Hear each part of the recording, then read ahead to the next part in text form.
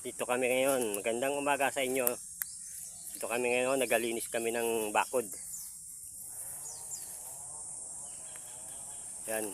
Nalagyan namin ng kwan. Yan. Nalinis namin yung bakod. Kasi madilim dito.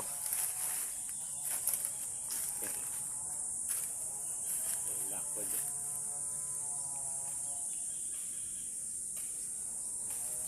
Yan yung maganda kong asawa. Tumutulong sa akin. Yan.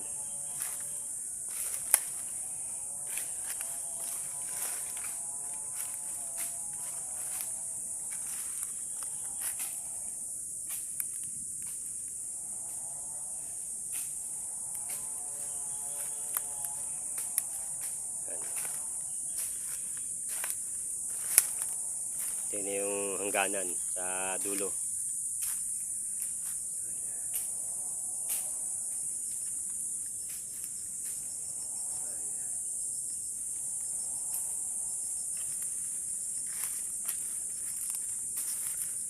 Para hindi masyadong